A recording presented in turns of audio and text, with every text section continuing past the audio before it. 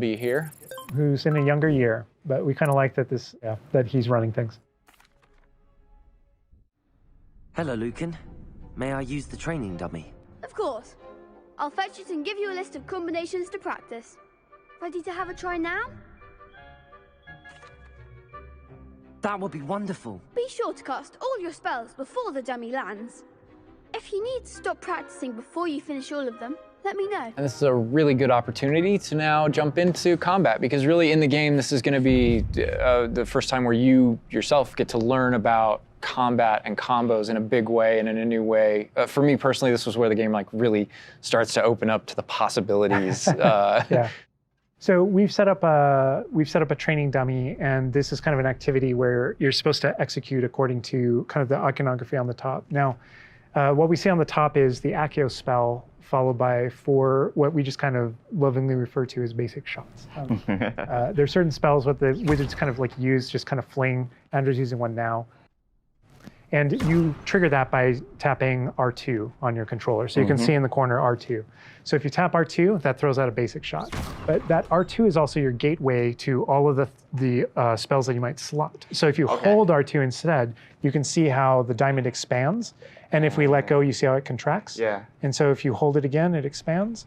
And so when it expands, then all the spells that you slotted while you're holding that button can now be tapped with your face buttons. Awesome. And not only that, but over the course of the game, you can gain additional spell diamonds, up to 4 additional ones, so that you can slot up to 16 spells, pretty much instantly. And then that helped us fulfill the fantasy of in combat, I need to be able to access things very rapidly. Yeah.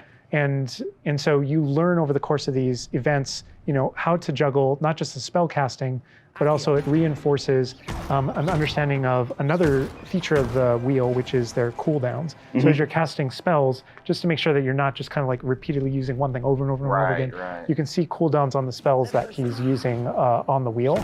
And then as you progress through the game, there are different things that can affect things, like cooldowns through your talents, different things that allow you to kind of like juggle and adjust and update those things.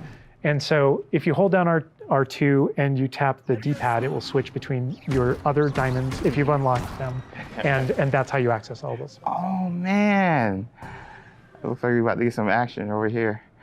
Yeah. So this is a great way to kind of learn how to pull things together, So you pull those combos right together. Here. Yeah. Tap, Accio, tap, tap, tap. Awesome. Well done, Andrew. And that's just against the dummy, but I mean... I'd say that's enough practice. You looked good out there. Thank you, Lucan. I say better to discover one's weaknesses during practice than during a duel. You'll be a fearsome challenger now.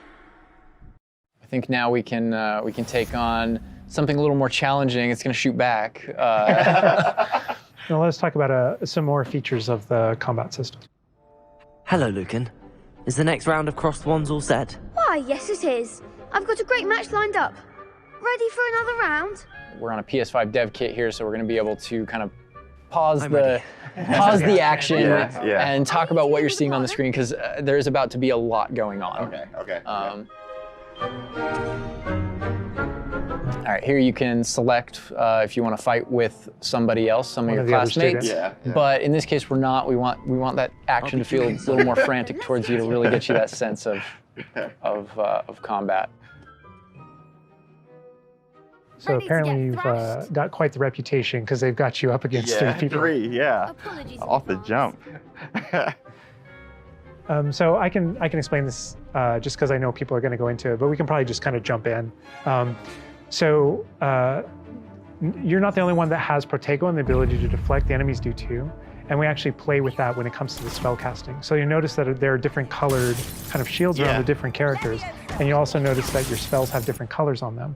So to help players understand kind of like the function of their spells, we're trying to put them into brackets. So there are damage spells, there are force spells, there are, I'm forgetting the other one, all this control spells. And so those things for the player, they wind up also being a color indicator for which actual spell to use to break the different shields that enemies can use.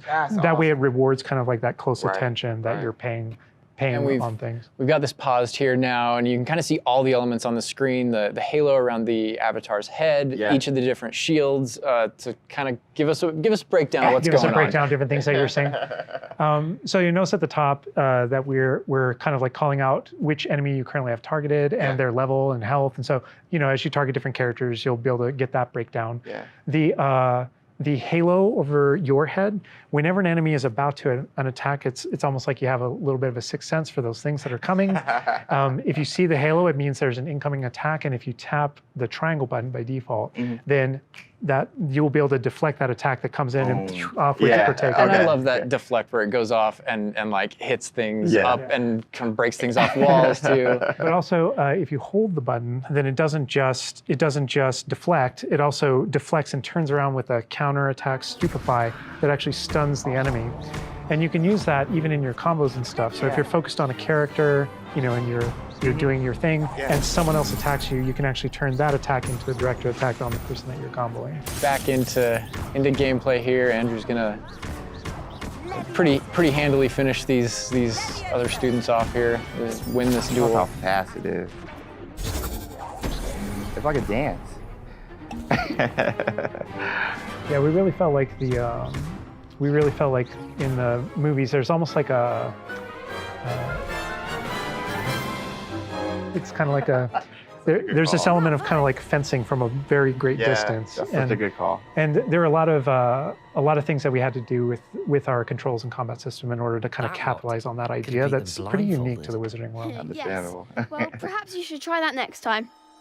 The other duelists have already taken notice of you, but after that last round, they'll really have it in for you.